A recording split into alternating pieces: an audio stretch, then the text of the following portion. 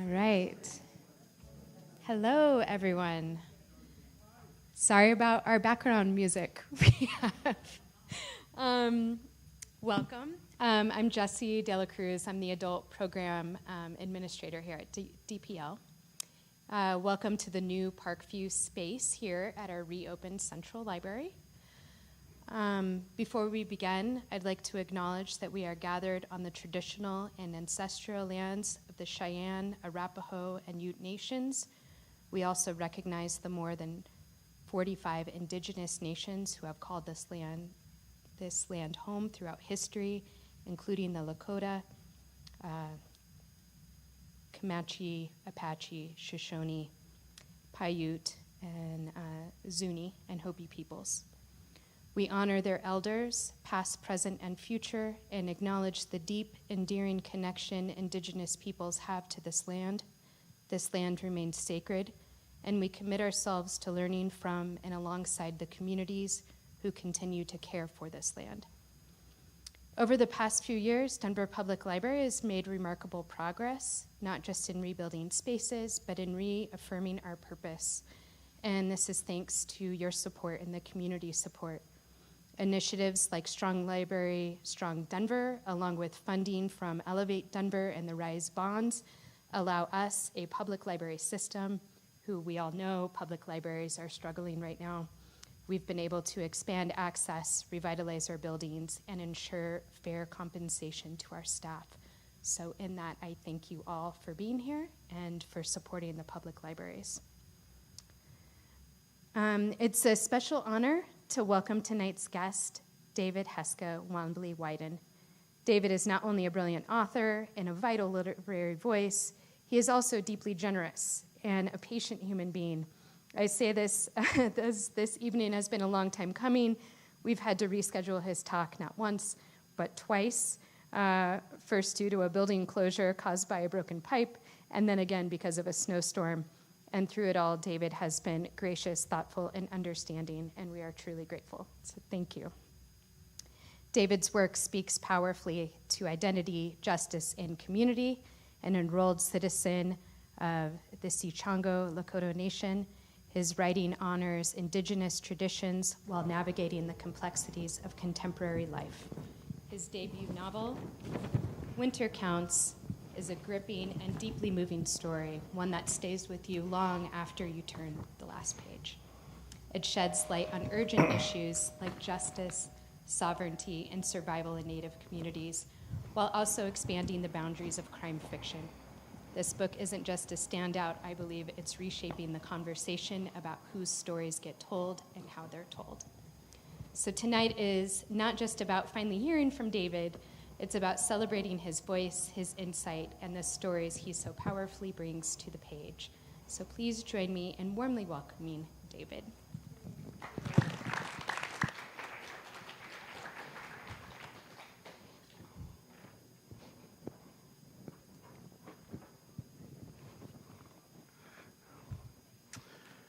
Well, good evening, everyone. Ampetu washte. Imachiapi David Heska Wanbli Weiden. Chante washte nape chizape Christo. I am David Heska Wanbli Weiden, and I greet you tonight with a good heart and a good hand.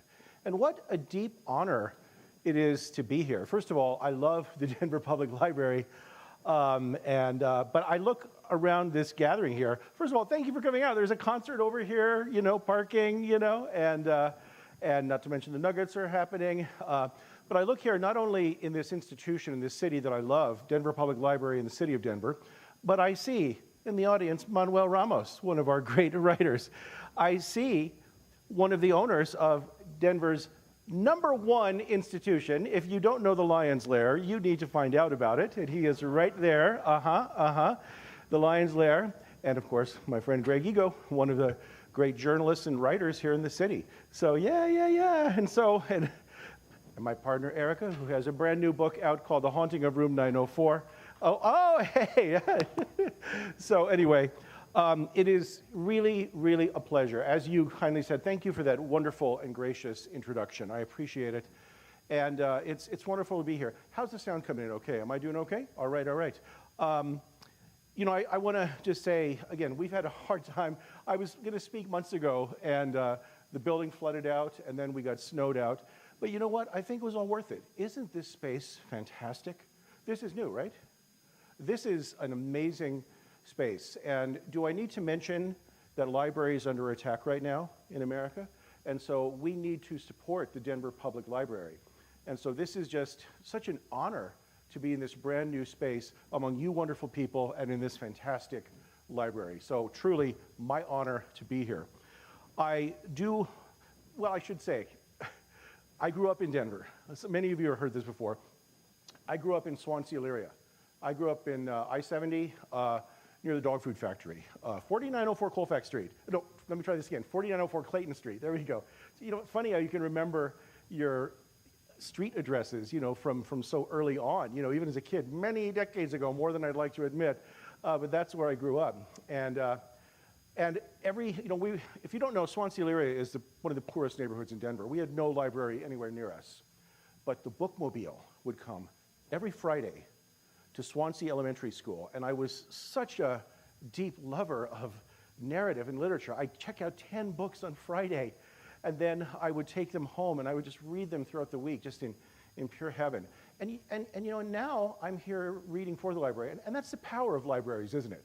The power of libraries is to put the magic of narrative and literature into the hands of the people. And I just love that. And we, if you don't mind me speaking about Erica a little bit, Erica's a professor at Western Illinois University. Let me tell you what they just did at her college. They fired every single librarian, top to bottom. The head of libraries, every worker, that's what they did. That's what's happening right now in America. And, we live in this wonderful golden state, and we can't let this happen. We need to protect. So, I just want to say thank you, Denver Public Library, and thank you all for coming out to support the magic of literature. I do also want to acknowledge, of course, that we stand upon the lands of certain Native communities. We stand at this moment upon the lands of the Cheyenne, Arapaho, and the Ute peoples. So we honor and acknowledge that. And I always like to accompany that with a call to action. That is, if you can, always support Native causes. It's so important in this time right now in America. So what I'm going to do today is I'm going to do a couple of things. Many of you have been supporters of my novel, Winter Counts. I saw a few copies when I walked in. Thank you for, my supporters. I'm going to read a little bit from it, just a page or two, okay? I'm going to talk about some of my research, which I don't think a lot of you have seen or heard. I'm going to talk about my research, and I'm going to tell you how this book has actually sparked real social change in America. Real social change. I'm going to talk about that. And then you guys will be the very first people anywhere on the planet to hear this passage from my brand new novel called Wisdom Corner. So I'm going to read a section tonight. I have the sequel to Winter Counts. Yes, it's coming. Okay, it's been a few years. Thank you for that. A little clap there. It's coming. And I'm going to read a section tonight. I've read the first chapter at two other events, but I'm going to read something brand new tonight that no one has heard in the world, except for my editor at HarperCollins. So you're going to hear a little bit of that at the end.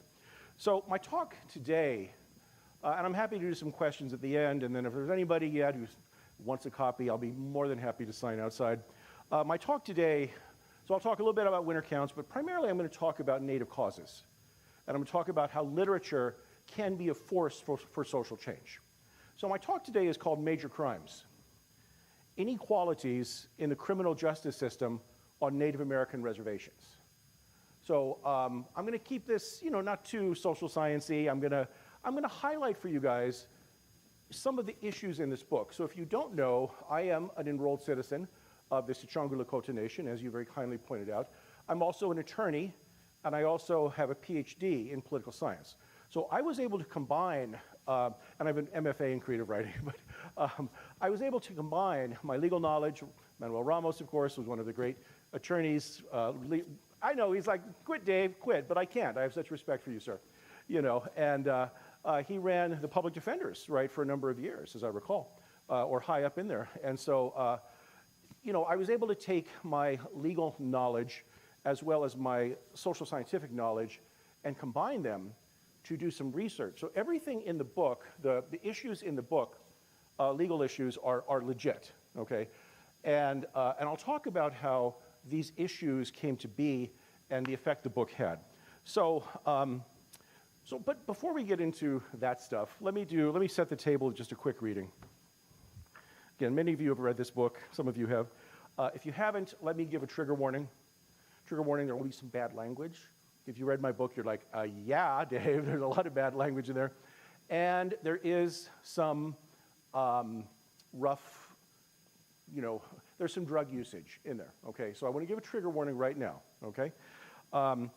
Let me set this up. If you don't know about Winter Counts, it takes place on my reservation, the Rosebud Reservation in South Dakota. Now, 3 chapters of the book do take place in Denver. It was such a joy for me to be able to write about Denver, and so I invented a plot point that got my characters Denver, because I just wanted to write about that.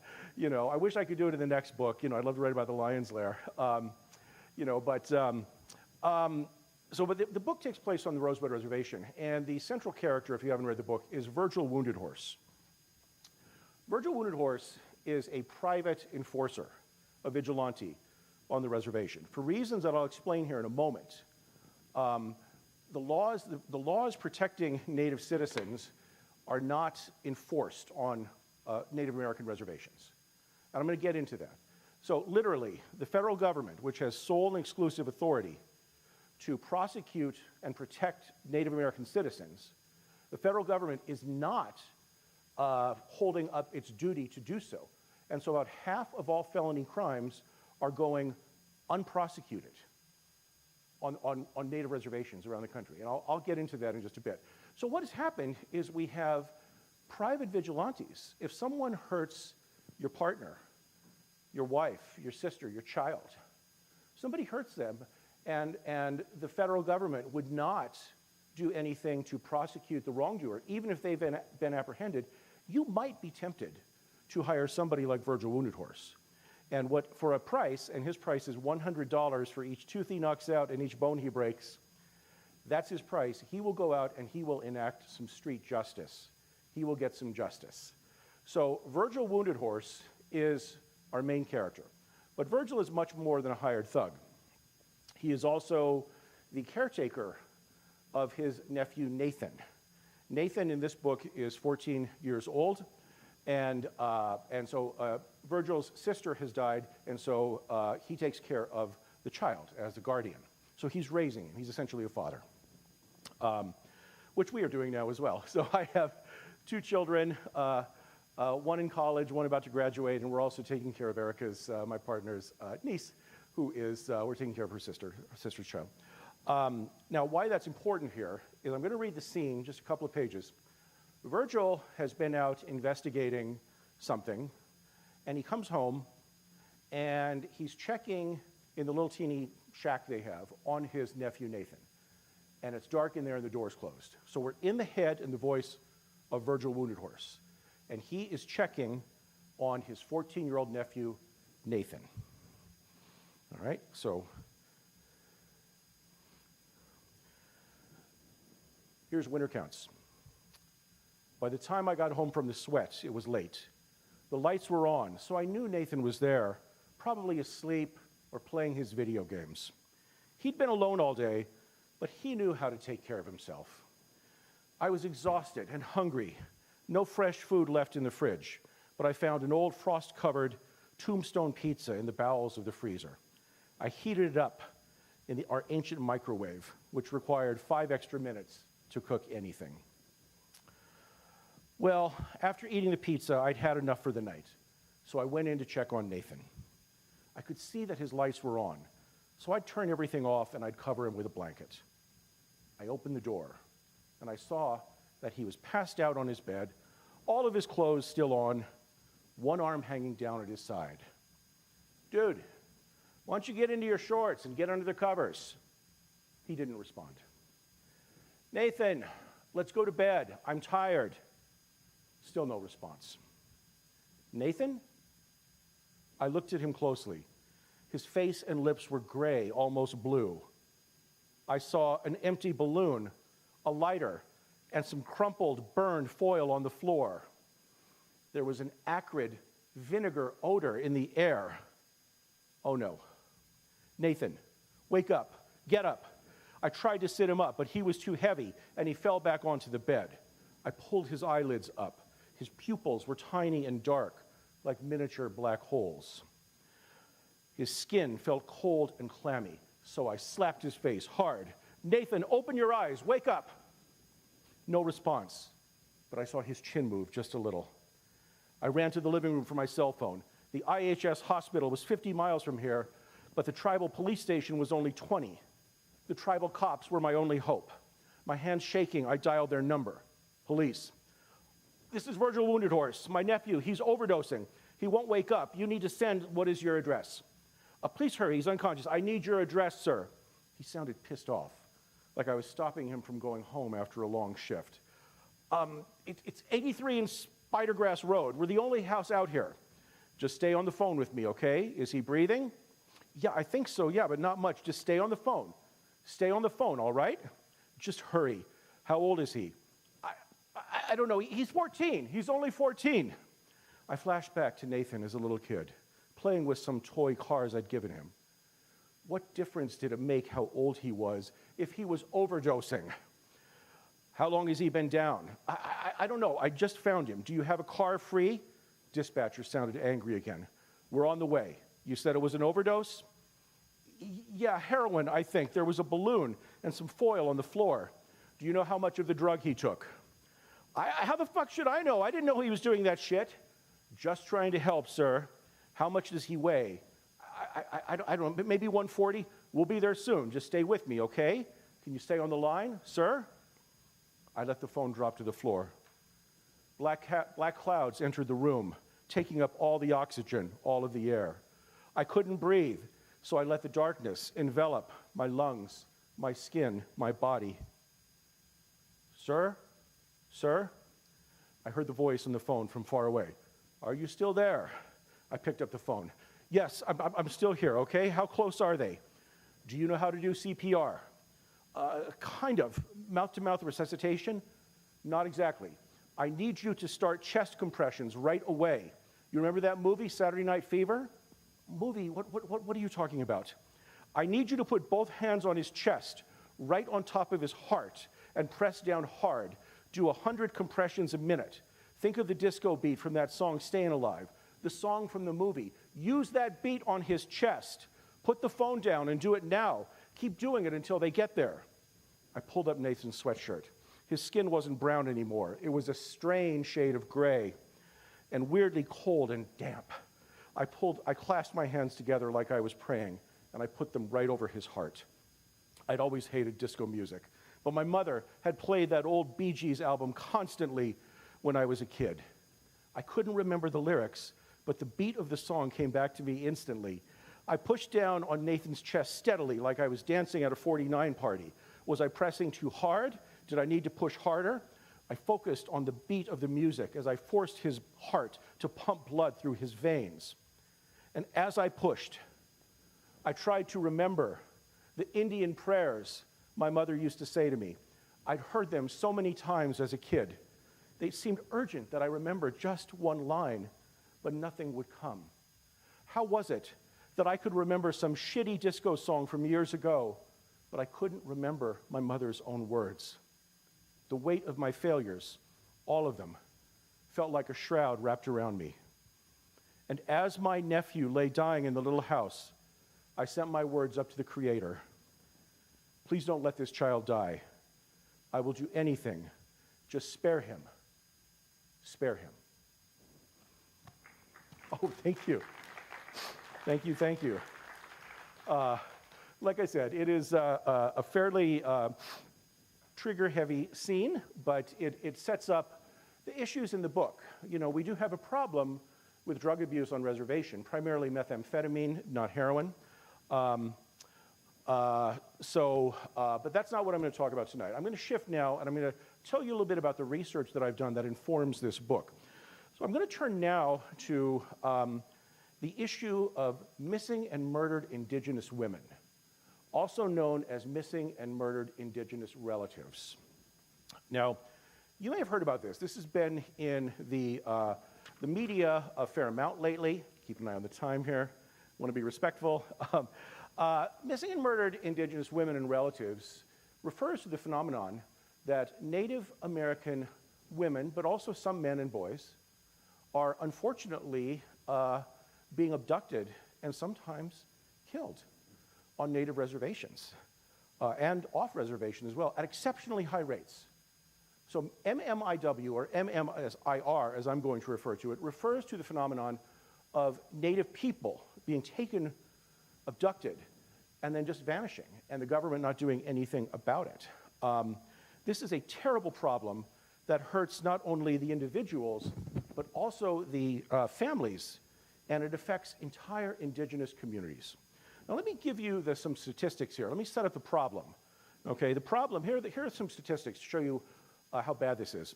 So as of 2021, the National Crime Information Center reported 5,712 cases of missing American Indian and Alaska Native women and girls. Now, in 2025, that number is almost certainly much, much higher. So we've got nearly 6,000 Native American women and girls that have been abducted and are gone and have not been found. Next statistic. Indigenous citizens are murdered at a rate 10 times higher than all other ethnicities, 10 times higher. Murder is the third leading cause of death on Native American reservations for Indigenous women. And this one is heartbreaking. If a Native woman lives on a reservation, there's an 80% chance that she will experience sexual violence in her lifetime. And regarding the men, more than 4 More than 4 in 5 American Indian men, 81.6%, have experienced violence in their lifetime. So we have a real problem with violence on reservations and also this problem of MMIR, missing and murdered indigenous relatives. It's a huge problem, and the government has not done much lately, or really ever, to address this problem. Now, I'm a professor of Native American Studies. I was at Metro State. I ran the they don't like to call it that. Metropolitan State University of Denver is what they like. It's MSU Denver, that's what they say now. I was there for 12 years, and I ran their Native American Studies program. I'm now a professor at Stony Brook University in New York, but I've been lucky enough this semester to live in Colorado and teach online. I have been teaching these classes for a long time. I've been teaching classes in Native American law, history, culture for, nearly 2 decades. And I've been aware of this problem for a long time. So the research on missing and murdered indigenous women and relatives starts to come into big prominence in the 2000s, mainly in Canada, because the problem is most acute in Canada. They have a much higher percentage of indigenous people in Canada than we do here in the US. And so the early researchers studying this issue started researching, and they came up with a conclusion, these Canadian researchers, that what was causing MMIR, the cause of this problem, was the man camps.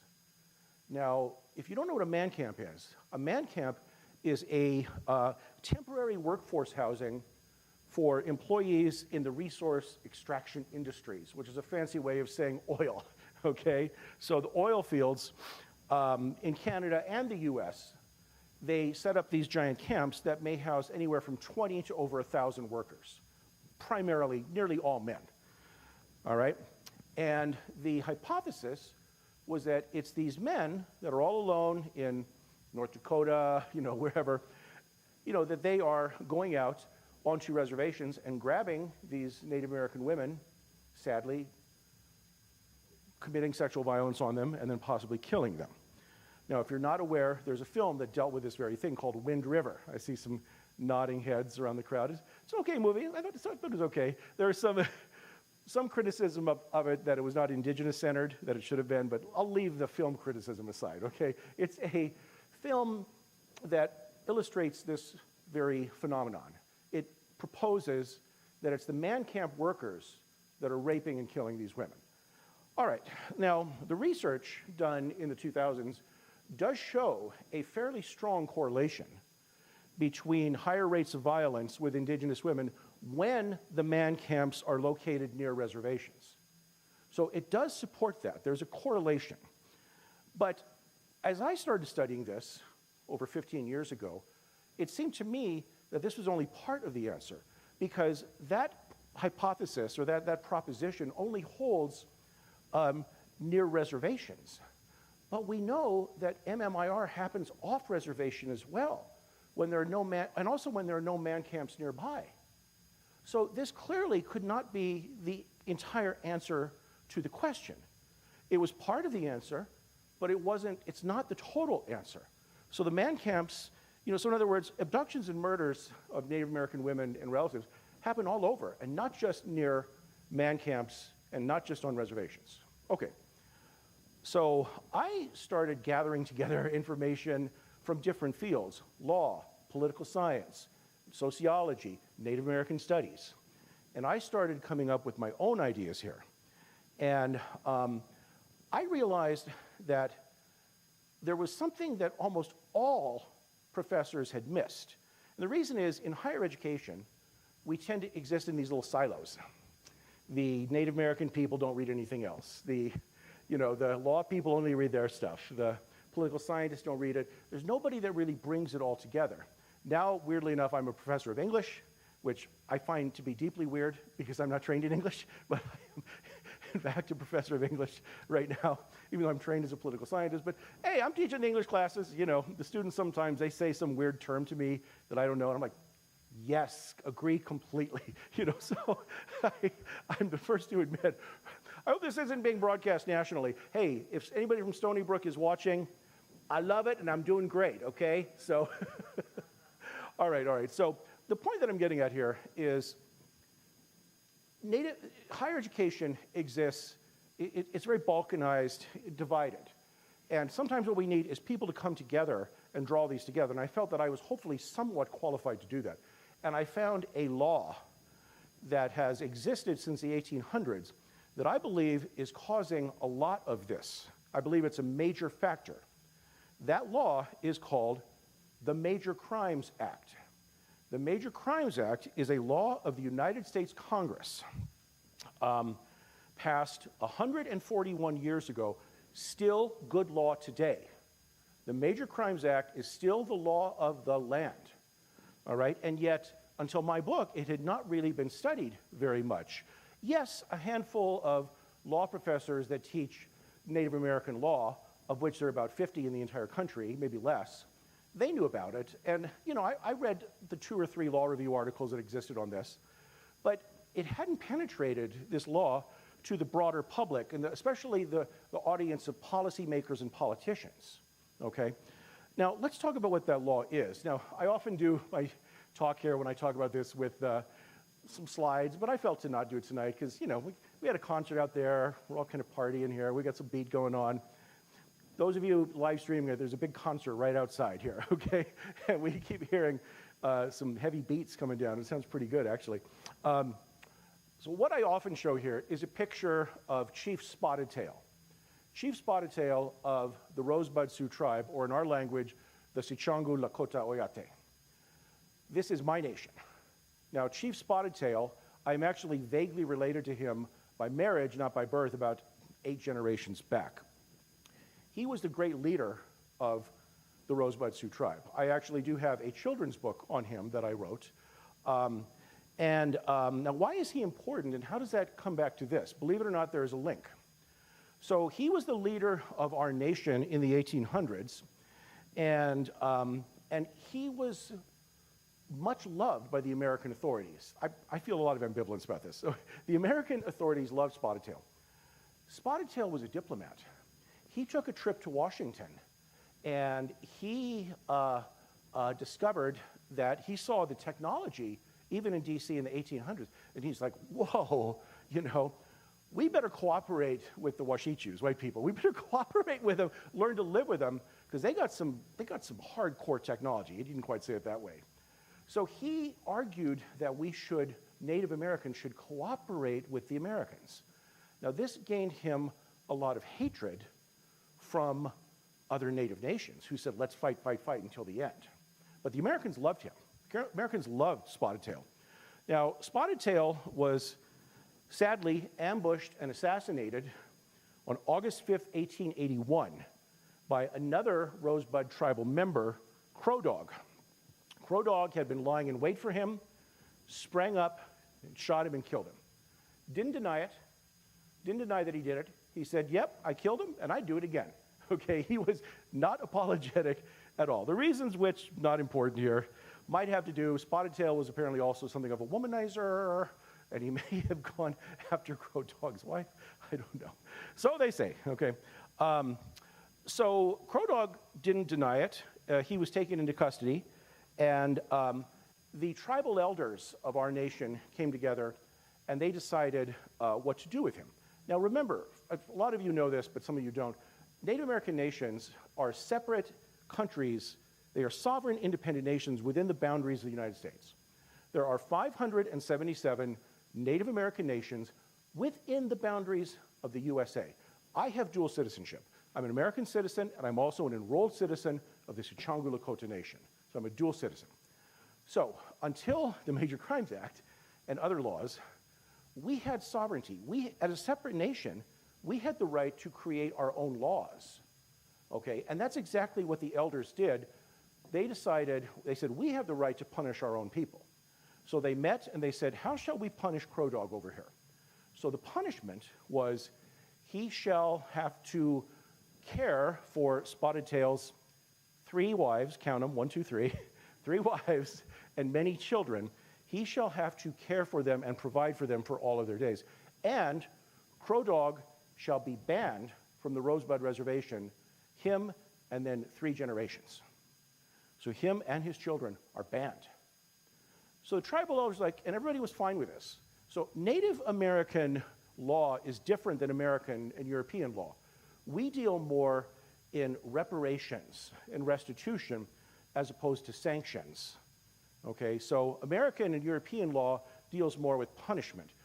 Our law, our conception of justice, is trying to make people whole. So everybody was fine with this. And so, but the Americans come in and they're like, oh, hell no. Oh, hell no. And they come in, they're like, so y'all aren't going to put him into jail or hang him? Not on our watch. So the Americans come in and they arrest Crow Dog. They arrest Crow Dog and try him for murder. And he is convicted, because how could he not be? So he's convicted and sentenced to death. So he's sentenced to death, he's sentenced to hang, and he goes to, he's ready to, he's singing his death song and all that, but he's represented by some white lawyers. And the white lawyers take the case all the way to the United States Supreme Court.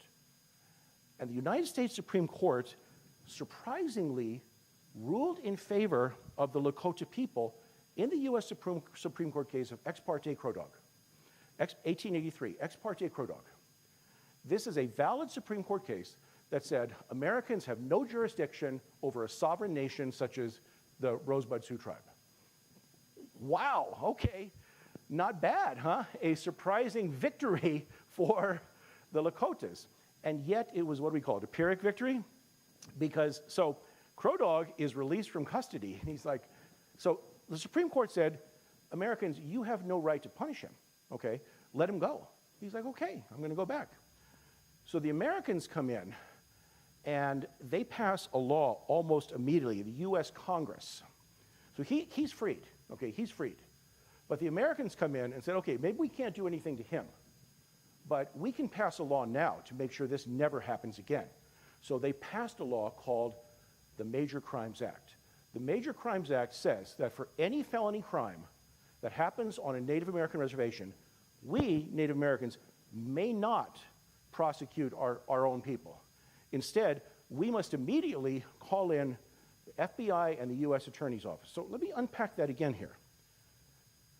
The Major Crimes Act takes away the right of sovereign nations to prosecute their own crimes. That is outrageous, okay? It would be like if you go to Canada, right? If the minute you set foot on Canadian soil, maybe Canada's not a good example given what our current president is trying to say here, okay? France, has anybody said that he's going to take over France yet? The minute you step foot on French soil, okay, you subject yourself to the jurisdiction and the laws of France. That's a bedrock principle of international law, okay? All law. And yet the US Congress said, no, we're going to take that away. So felony crimes, the Native nations may not prosecute them.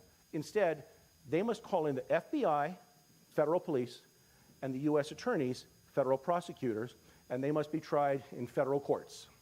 So our right to prosecute felony crimes in an instant was taken away. All right, now that would not necessarily be such a bad thing if the US government was doing what they said they do. And I'm sure you won't be surprised to hear that they're not. So the Major Crimes Act takes away the rights of Native nations to prosecute felony crimes that occur on their own lands involving their own people. So only the federal government can prosecute these crimes. Still good law today. However, what we know is that the US government has never fully prosecuted these crimes. Let me give you some numbers. And these come from the US government, so they're almost certainly underreported.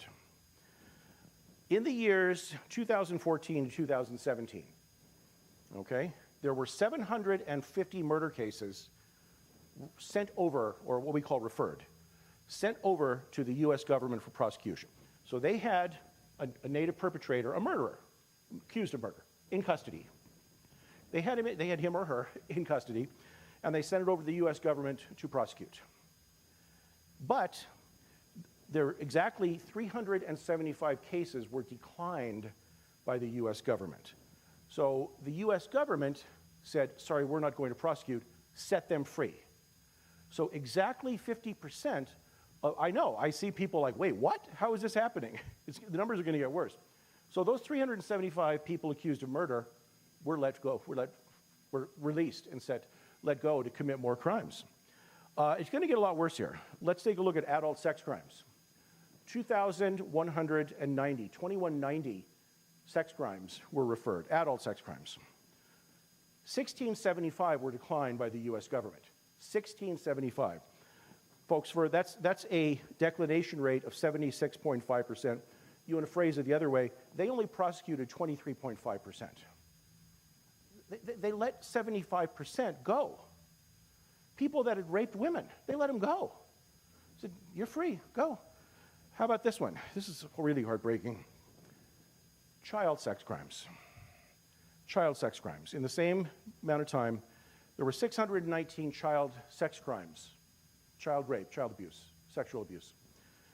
Referred to the US government, 446 were declined. That's a 72% declination rate, 28% prosecution rate. They let 70% of child rapists and abusers go back to do more harm to kids. It's outrageous. It's absolutely outrageous. Altogether, you combine all felony crimes, the federal government has declined to prosecute 62% of all felony crimes on reservations. Now, to give you some context, what's the declination rate for off-reservation, like cities of Denver, whatever? 10 to 15%.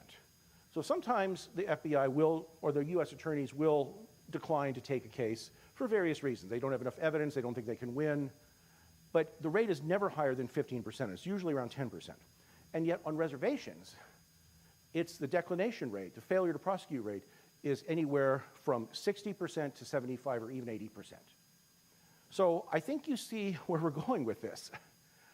What is happening now? So my contention, and what my book was, I think, the first major published work to point out, is that the Major Crimes Act is opening the doors to people that want to harm indigenous women and children, and it's unlikely that they'll be caught, and if they are caught, it's unlikely that they'll be prosecuted.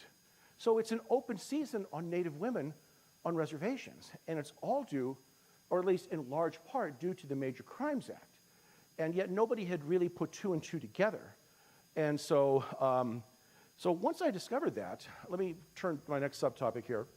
Let me talk about my qualitative research. So I went down to the reservation, and I did qualitative research, speaking to people, talking to people. Because I wanted to find out why. Why would the FBI and US attorneys' offices decline these cases? Why? And so I spent some time down there. I spoke to a lot of different people. I spoke to a US attorney, an FBI agent. I spoke to the chief of police of the Rosebud Sioux tribe. I spoke to citizens. I spoke to a lot of folks, community members, and a sitting judge on the Rosebud Sioux tribe Supreme Court. No one had ever interviewed them before, had never asked them any questions. They all said, I said, have you ever been interviewed before? They're like, nope, we never have been.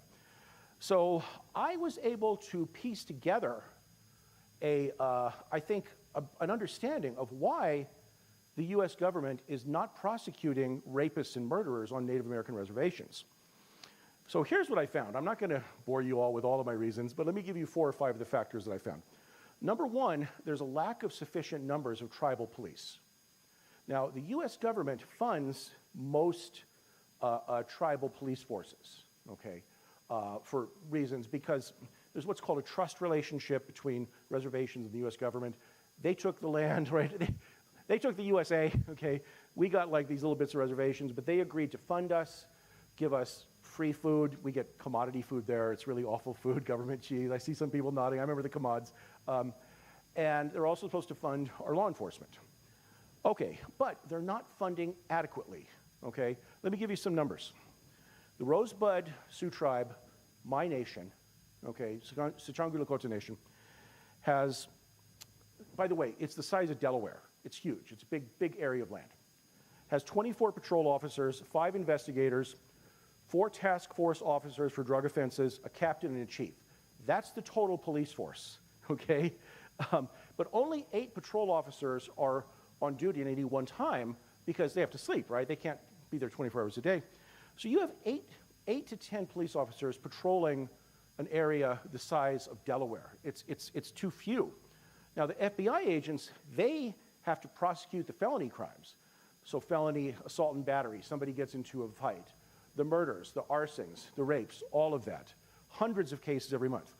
So how many FBI agents, because again, only they can investigate these crimes. So you'd think there must be an army, a battalion of FBI agents, right, to investigate all these felony crimes, right? Here's the number of FBI agents on the Rosebud Reservation. That would be 2. 1, 2.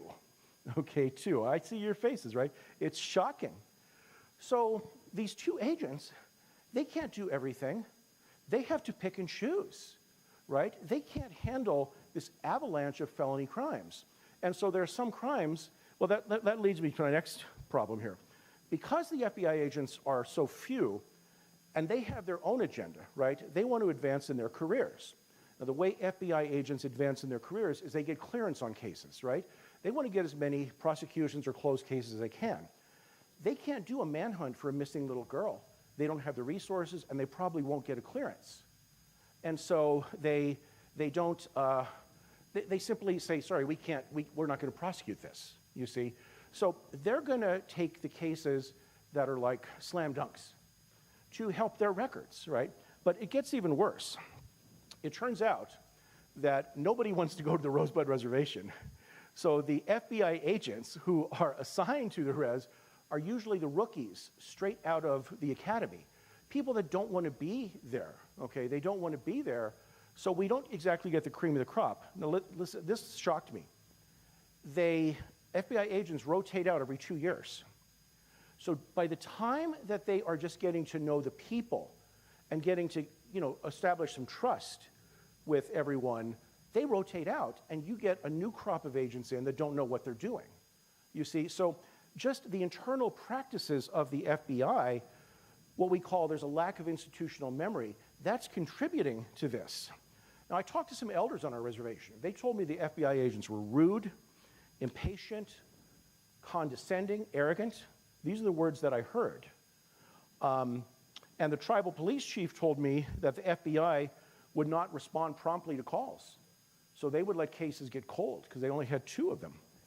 And the tribal police chief told me that the FBI's, they call them FBI's, the FBI's have very little interest in investigating most child abuse cases, many adult rape cases, and all abductions or missing persons. He said, I have never seen a missing person case investigated in my 20 years here once by the FBI. Not one missing person case has been investigated on the Rosebud Reservation by an FBI agent. Friends, there's a problem.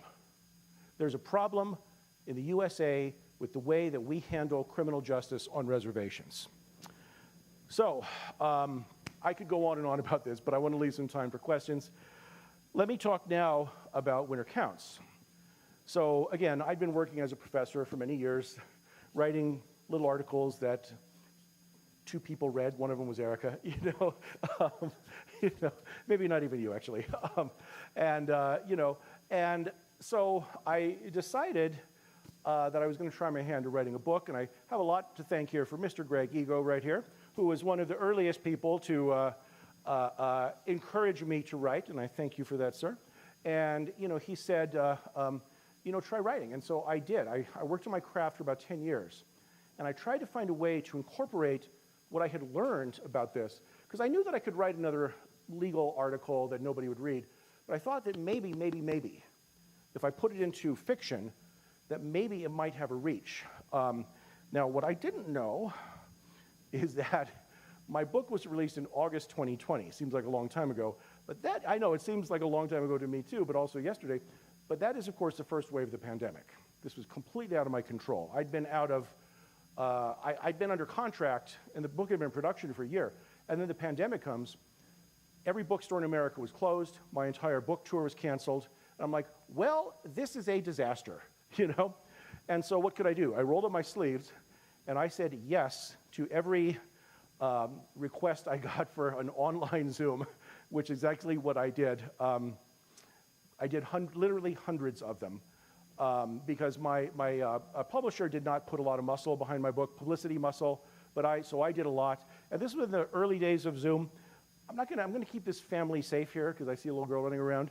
You can find an article online in the millions about what I experienced in one of my Zooms, but I'm not going to talk about it here today, okay? So we'll just save that for another time. Now, the good news is this. So it's an absolute disaster, the pandemic. Obviously, look, with first world problems, I mean, I, of course, honor the people who died. And, so boo-hoo, I was worried about my book, But here's the good news. Somehow, even during a pandemic, this book took off. Now, part of it is I did publish an op-ed, an opinion editorial, in the New York Times, which has a circulation of 8 million people online. And so I don't know how many, and I wrote about the Major Crimes Act in the New York Times. That probably had as much to do as winter counts, because I started getting dozens, if not hundreds, of calls. I started getting calls from policymakers, tribal leaders. I heard from congressional staffers. I heard from fans. This book really started taking off. Now, the great news is that legal people, professors, and law students took note of it as well. Since the publication of Winter Counts, there were hundreds of interviews I did, published, and book reviews, and blah, blah, blah. I won 12 awards, blah, blah, blah. But what I found is, to date, there have been over 36 law review articles published on the Major Crimes Act. So in other words, there's now a scholarly interest in the Major Crimes Act.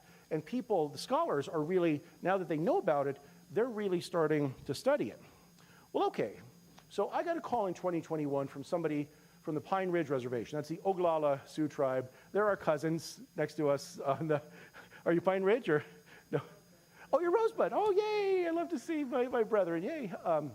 So sometimes there's, antagonistic relationship between the Pine Ridge and, they're called the hostiles and we're the friendlies, because we're like the friendly natives, and they were the ones who said, we need to fight until the last Indian is dead, But we were like, oh, let's work with the white people, So there's been some problems over time. But I did get a call from them. And one of their people was like, can we talk to you about the Major Crimes Act? I'm like, sure. I had so many calls in those days, I didn't take any special note of it. So 1 year after my call, though, with them in 2021, I found out that on July 26, 2022, the Oglala Sioux tribe filed a federal lawsuit against the United States of America in the U.S. District Court for South Dakota, challenging the Major Crimes Act and arguing for more federal funding for tribal police law enforcement. Wow, okay, I saw this, and I'm like, well, that's great, and if my book and my talk with them influenced them in any way, that's wonderful, but I'm like, there's just no way anything is going to come of this, because, natives don't typically win in federal court.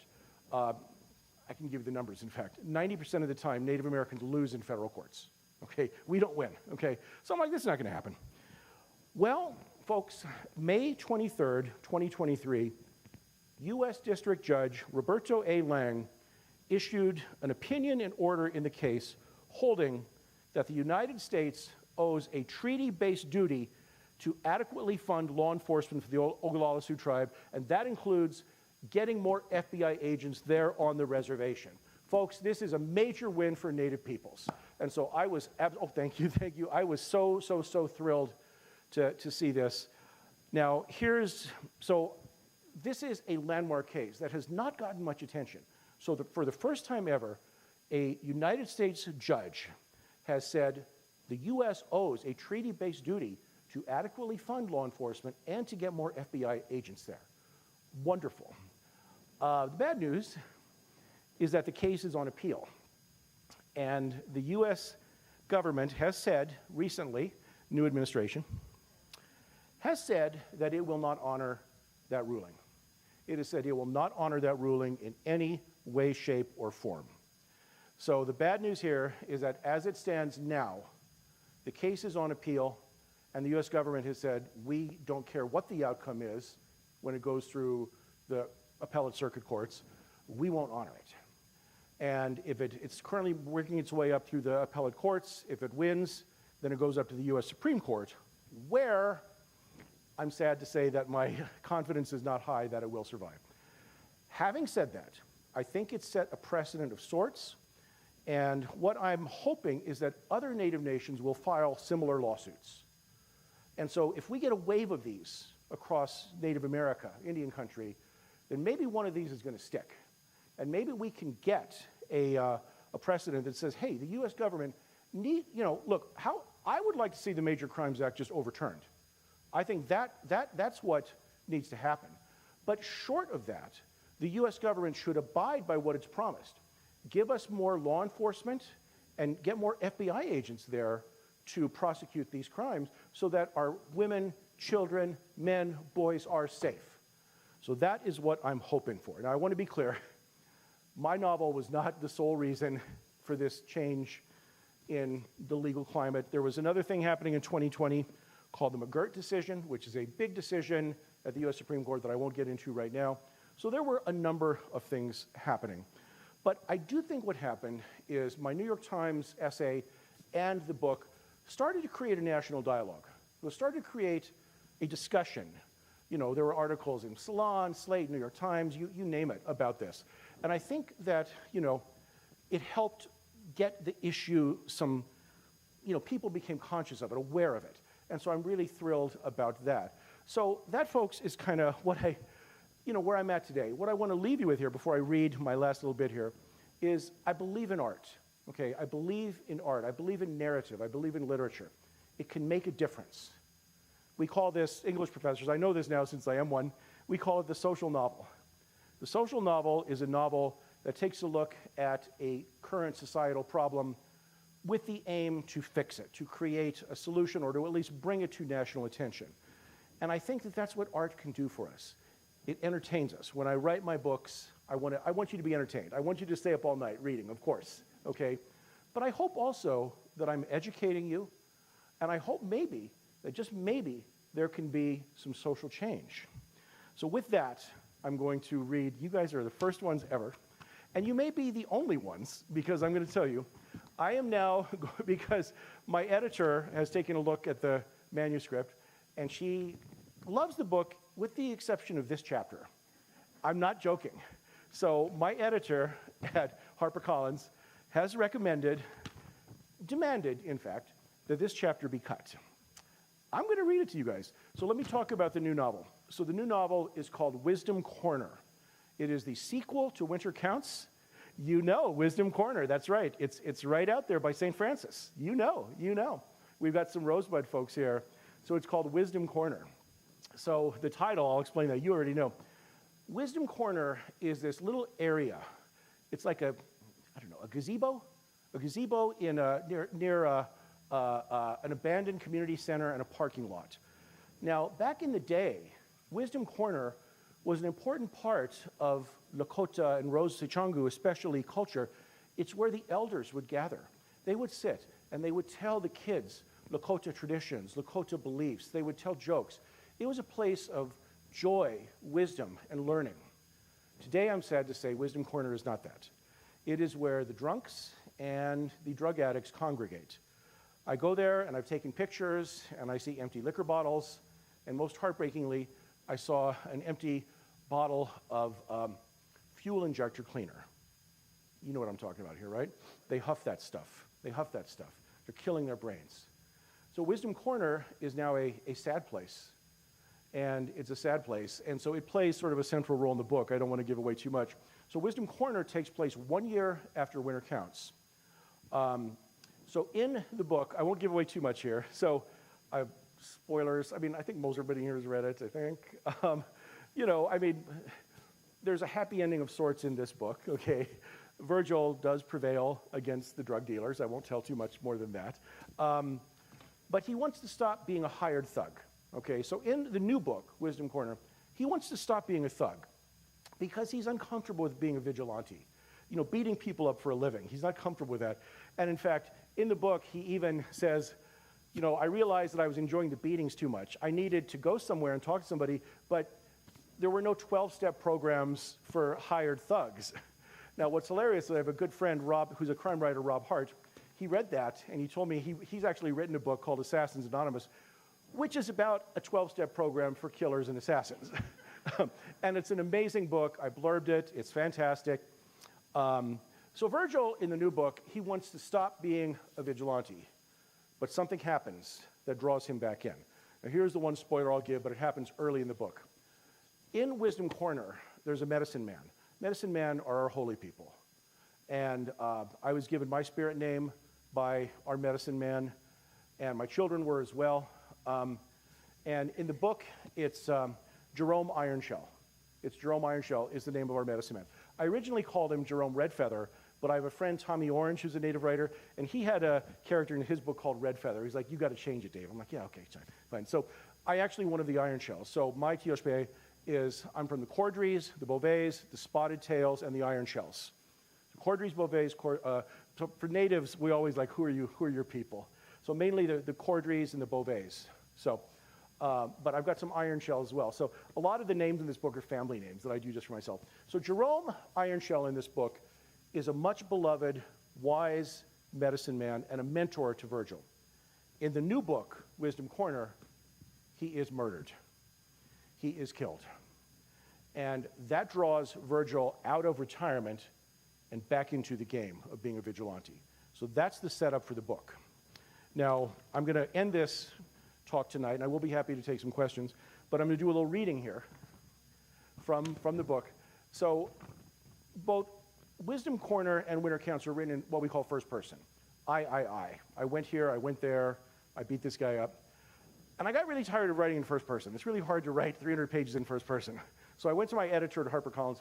I'm like, hey, maybe I could write the new book in third person, you know, which he went there, she went there, which is a lot easier to write. And, you know, and she's like, hey, how about no? You sold so many books, you stick with what's working. I'm like, okay. All right, so first person it is.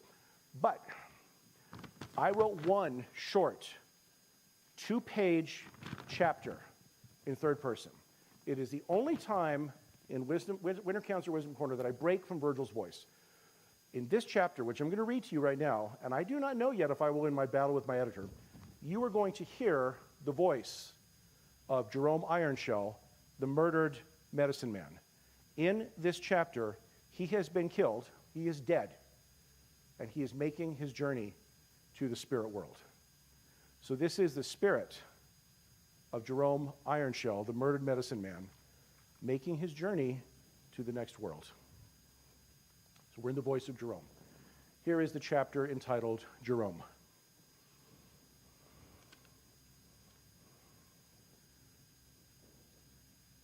When a bison dies, it looks back one last time, seeing into the heart of the hunter before entering the passage to the spirit world. When a person dies, he travels the spirit road to the place where the old woman judges each soul, the fork in the road. If the soul is not worthy, it is sent to the left, where it must attempt to be purified in a second life. If the person has lived a life in a sacred manner, the soul is deemed worthy and sent to the right, to the good road, to join the spirits. Jerome opened his eyes and saw the doctors and the nurses around him. He saw his family and his friends, and he tried to speak to them. He wanted to let them know that he was fine and that he loved them. And then he felt as if he were rising, drifting into the sky like a wachazi in the sun. He saw his ate and his ina speaking quietly in Lakota. Jerome couldn't make out the words, but he knew they were talking about him. His mother concerned because he hadn't started speaking by age 3. Her father told her not to worry, that he, Jerome, was just observing the world in his own way. And then he witnessed his grandparents walking side by side, taking him to the boarding school he'd entered when he was only 10 years old. They told him not to be scared, that he'd be all right and would come home soon. His classmates were there, playing outside in the grass. Some were happy and some were troubled, missing their homes and families. Jerome tried to comfort them from above, but they couldn't hear him. And then he was in the Pahasapa, the Black Hills, where he'd had a vision during his hamblechea. He'd fasted in the mountains for 4 days and nights before a deer spoke to him. He knew then that he was meant to be a healer like his father. Then he saw himself as a young man, learning the traditions, practicing them in secret, away from the reservation agent and the police. Then he witnessed his time in prison after being arrested for conducting the ceremonies. He saw the men he lived with in prison, their anger and their miseries, and those who came to him for help. The countless hours of prayer in his cell, the guards eventually leaving him alone. The vision began to speed up. Jerome relived the pipe ceremony that bound him to his wife Ella, then the birth of his son Wayne, his sorrow decades later when Ella made her journey, the year he spent alone taking part in the Wanage Wichugluha, keeping Ella's spirit close to him while he grieved, the joy when his grandson was born, the sadness again when Wayne walked on just 4 years after Rocky was born, then teaching Rocky the ceremonies and the culture, the silence in the evenings, alone with his memories. And then there was darkness all around him, a dense obsidian space, and he entered an open plain where he could see shimmering colors, all the hues the world had ever known, and shades never seen before. He heard sounds, echoes of the people he had loved, their lives and his life, the words they had spoken, the music of their voices, the hum of the land, the beginning of the Tatuya Topa, the four directions. Jerome turned and he looked back at the world of the living. Rocky, Pudge, Virgil, Ruby, Gerald, all the others in his Tioshpae, the Oyate, the people. He waited for a moment and he watched them. The good and the bad, the young and the old, those he had helped and those who he had failed. He felt every wounded and lost spirit, those who still needed him. But it was time. He turned and began walking, the world of the living becoming fainter as he traveled. He entered a familiar space, the meadow by the small house where he'd been born. He recognized the rolling hills off in the distance, the trees and the bushes, the wildflowers in the creek. And then he saw his people, his mother and father, grandmother and grandfather, his wife and his son, all his relations gathering in the valley just steps away. His journey was finished. He raised his arms and he went to them. Thank you. Thank you so much. I will just say a few words here and then I'll take some questions. If you don't know, one of the themes of the new book is the criminalization of Native American spirituality. Native American religion was made a federal offense from the 1800s until the year 1978. And our medicine people were, in fact, jailed and sent to prison for conducting our traditions. So that is the theme of this book. And so if you didn't know, when he said, why was he in prison, it's because he was sent to prison for conducting a ceremony. I got to ask, now I got a question for you. Do you like the passage? Because my editor is like, this has got to go. This has got to, you first. She did not say what, she just said she didn't think it fit in the book.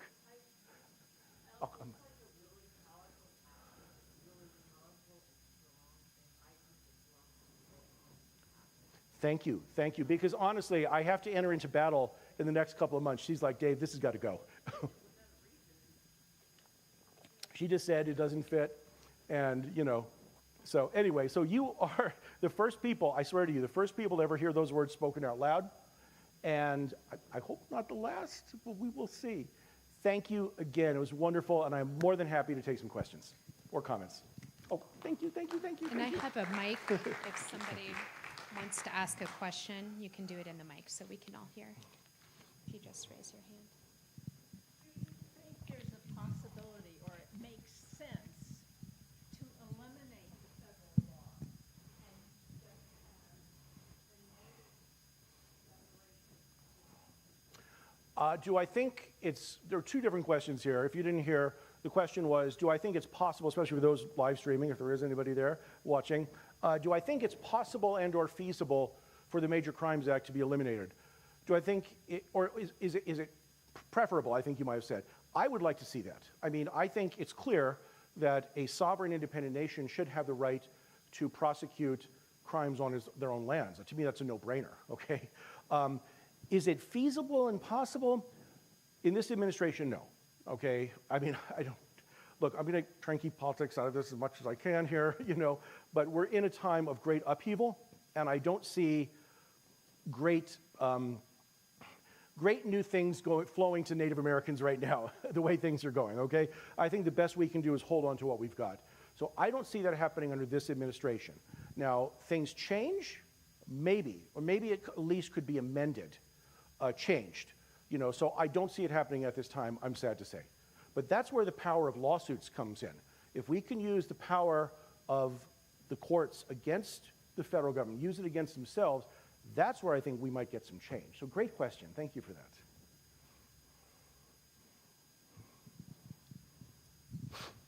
Well, quite frankly, I was unaware of the Native American spirituality being prosecutable and people being put in prison for that until the year 1978. Can you speak to how that occurred, that change, and to what extent does that theme play out in your latest book? Yeah, so great question, thank you, Greg. So the way that this happened is the US government started issuing a number of policies, executive orders and such, and then actually some federal laws. They believed that our religion was heathenish, right? Because many natives are Christians, but many are not. But they believe that our ceremonies, such as the Sundance, I try to go to Crow Dog Sundance as much as I can. If you don't know, Crow Dog is back on the reservation. So his grandson, great-grandson, runs a Sundance, which is our most sacred ceremony, one that I will never write about or talk about in my books, to be straight up honest. It's private. It's not for anybody other than us. But they feel that our religious ceremonies were heathenish and paganish. So they justified that to pass laws making this a federal crime to either take part or especially to conduct them.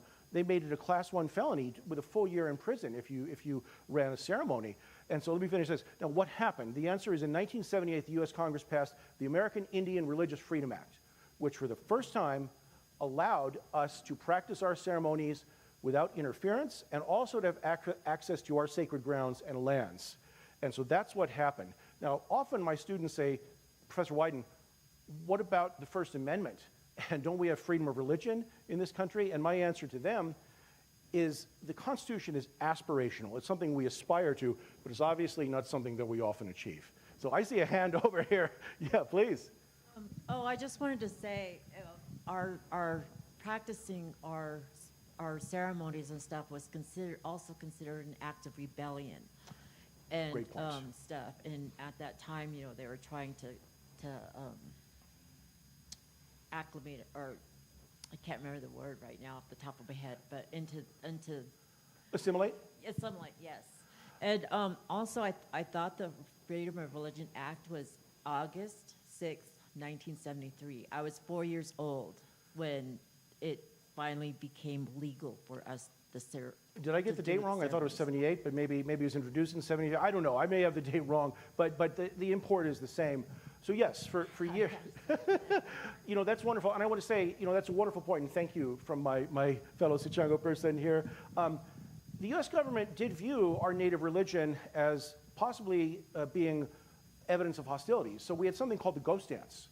The ghost dance was not a Lakota thing, but it was a Paiute called Wovoka, who said in the 1800s that maybe it was 1910, I can't remember exactly when Wovoka was. He said he had a vision, and some people call him the native Jesus. And he said that if we could do a round dance for hours at a time, that eventually, if we did it long enough, the round dance is like this, holding hands. If we could do it like this, that the lands would be returned to us. And no offense to my white friends here, but the white people would leave North America and it would be returned to the natives. So he had this idea, and he also believed that he had certain shirts that would prevent you from being shot. That turned out to not be true, okay, sad to say. And so the US government was really afraid of the ghost dance because they said, because remember, Native Americans defeated the USA in the 1800s. If you don't know about Red Cloud's War, do Google it, okay? It's the only time the U.S. Army has been defeated on American soil, Red Cloud's War, because we came in and we killed them.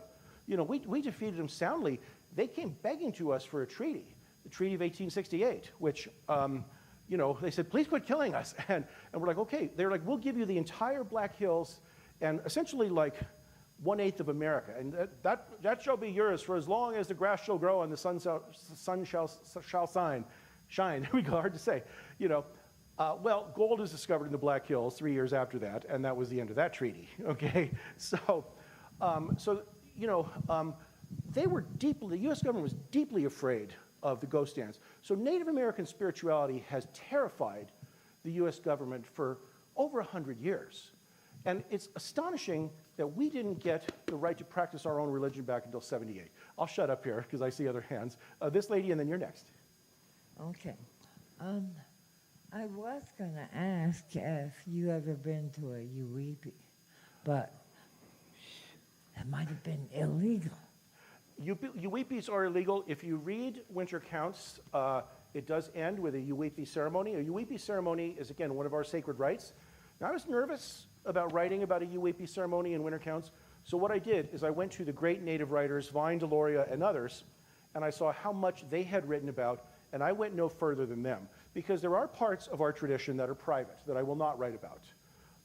So I did write about the UEP, and I did get some, I talked to people about it Native people from my nation that I trust, and no one has criticized me for writing about it, because I went no further than what had already been disclosed by Vine Deloria, the greatest Native American intellectual ever, who, by the way, taught at University of Colorado Law School for a number of years. So I have not been to a UEP. I would like to go. I have another question. Yeah. Have you read George Eastman's work? Yes, of course. Yes. Yes, of He course. He was one of the greatest, one of our first writers ever. As old as I am learning I our love that. Hit my culture mic. before the white man came. And we were very religious. We were very spiritual. And the Great Spirit is God, Creator, yeah. the one and the same. He enjoys our Tankashita. religion. I want to say how much I appreciate you saying that. Folks, if you don't know George Eastman, it's now in the public domain. And so you can read George Eastman's books. He's one of the earliest Native American Lakota. Was he Dakota or Lakota? Dakota. We have three branches: Lakota, Dakota, Nakota. We're all like cousins, So he was one of the great early Dakota thinkers and writers. 1910, yeah. Right about when so I meant to say this in the book as well. In Wisdom Corner, I also deal with the Native boarding schools. That is getting a lot of play right now. My own grandmother was at Carlisle Indian School. So the Carlisle Indian Industrial School was one of the very first and the worst, not one of the, it was the very first Native American boarding schools where they really tortured Native kids to try to get them to assimilate, as you mentioned earlier. My grandmother was there, and I actually have an article for free. If you go to my website, davidweiden.com, click on the tab Other Writing, you can read my article, Carlisle Longings, where I write about my grandmother's time at the Carlisle Indian School. I barely knew her because she died when I was 5 or 6, so I just have very hazy, vague memories. But I did a search in the Library of Congress or National Archives, and I got all of her records. So you could read about that. So, you have one more? Sure.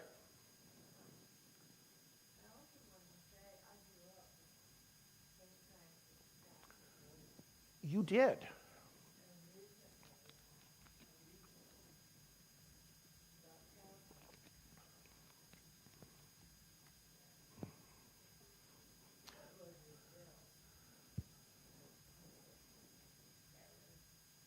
You were, oh my. I'm so sorry to hear this. I was in a war zone. I was in a war zone. I had PTSD from it. I honor you for sharing that with us. If you don't know, folks, the boarding schools, P.S., my grandmother was at St. Francis before they shipped her to Carlisle. So my grandmother was there in about 1915. So the boarding schools, they would torture the kids if they spoke their language, if they tried to practice their religion. It was a terrible, terrible place. I found out what they would do to the boys at the Carlisle school. They would hang them by their thumbs and pull them a foot off the ground. I mean, imagine the pain. I traveled to the Carlisle Indian School. It's now an Army base. They've tried to whitewash it. You have to look pretty hard to see that it was once the Carlisle Indian School. And I found this, well, they call it the Armory. And they have a big sign in front. They're like, built by George Washington. This is where ammunition was stored in the 1700s. It's this terrible stone building with bars. It looked like a jail. And it was. So yes, Washington did build it, and it was used to house ammunition. But guess what else it was used to house about 20 years, some decades after that, when it became the Carlisle Indian School? 5- and 6-year-old little native kids were thrown into this stone jail with no heat, no air conditioning, nothing. They were locked up because maybe they disobeyed a rule. Little kids jailed. These are sad, sad places, and so I honor you for sharing that with us. Thank you. Thank you. And you've been so patient. I really enjoyed learning about your work, and especially the stuff about the Major Crimes Act and all. And it just seems to me we're in a really crazy time. On the one hand, we have the cultural rising of indigenous voices, like your work, Tommy Orange. Sure. But right now in the Denver Art Museum, the exhibit of Kent Mockman, history is painted by the victors, and he has wonderful, terrible pictures of the boarding school experience. And that's all one, that's the getting to learn these horrible stories is important, but at the same time we have a federal administration that's saying no DEI teaching, and I just wondered if you've been harassed at all at your university. I taught at CU Denver for 43 years, and the administrators have said that, academic freedom, they're not cooperating. On the other hand, the University of Colorado has not signed that letter. The letter. Metro has signed it, CC, University of Denver, but CU has not. And I'm just wondering if you're experiencing any problems. Let me jump off a little bit. No reason not to share this, right, Erica? So, CU Denver. So I taught on the Auraria campus for a number of years at Metro State. And then, I don't think you guys know it, these guys are my friends here. I was contacted and I interviewed just 2 months ago to be the chair of CU Denver's Ethnic Studies Department. So I did interview, I thought a pretty good interview. They did not hire me. So, because I live in New York now half the time. I was really happy to come back and lead the Ethnic Studies Department, but they chose not to hire me, and that's okay, that's their right. So there's that about CU Denver. I'm not casting any aspersions on them, they just chose not to hire me. So I am at Stony Brook University. I'm a tenured professor of English there, where I teach creative writing, and I'm also in the brand new Indigenous Studies program there. So they just created it. I'm the first hire of the program. We just hired 3 more this year, academic year. So we're creating a Native Studies department at Stony Brook, which is in Long Island. And so we're, of course, focused a little bit on Long Island natives, of course, but have I experienced any harassment so far? No. Stony Brook, obviously, in New York State, is pretty well established against the current administration, and I haven't experienced anything yet. So to be, Stony Brook has been very, very supportive of us. So yeah, is it coming? Maybe. Now, my child, so some of you already know this, Manuel knows.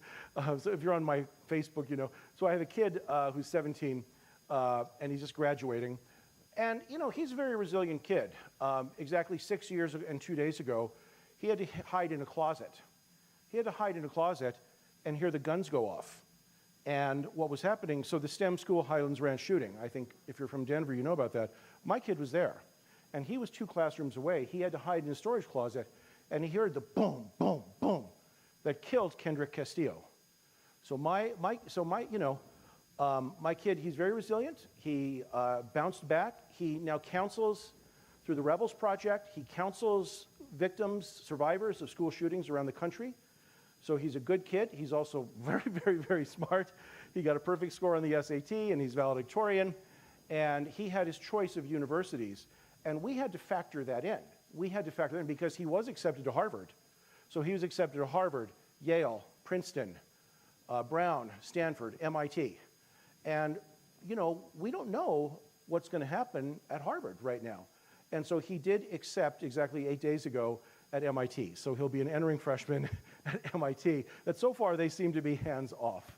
So, but I share your concern. We don't know what's happening right now. And I want to say as well that I deeply honor that young man, Kendrick Castillo, who sacrificed his own life to save so many others, including possibly my own kid. What a brave young man. Other questions? All right, I see. Oh, yes, one, please. Oh, just a quick one. I was kind of curious, do these enforcers ever make mistakes? Are they manipulated into doing something that's not just? Great question. In Wisdom Corner, in the new book, he talks about that sometimes people hired him to do beatings that were just not for justice sake, but just because they were in a beef or something with somebody else. And so he always, Virgil, my character, in the book, I portray him as like the good enforcer, that he would never just beat somebody up just because there was a beef going on, an argument. He would only do it if it was like really justified. You know, we don't know if they really make mistakes because they're very secretive. Enforcers really do exist on reservations, okay? They really do. But they operate under the radar screen. They don't have web pages, okay? You can't go to the web page like, I want to book a beating at 3 p.m. on Friday. Okay, you can't, it doesn't work that way, okay? You have to know them and you have to be real quiet about it. So there's not yet been a qualitative study of enforcers. So we don't know a lot about it. Do I think that they have made mistakes? Yeah, I think they do. But my guy's kind of heroic in some ways, so he hasn't made any mistakes yet. But maybe the next book is actually a really good idea. Thank you for that. All right, I think that is it. Thank you all so much. Thank you. This has been really, really, really a pleasure. Thank you who are watching online, and I'm more than happy to sign some books. Thank you, folks.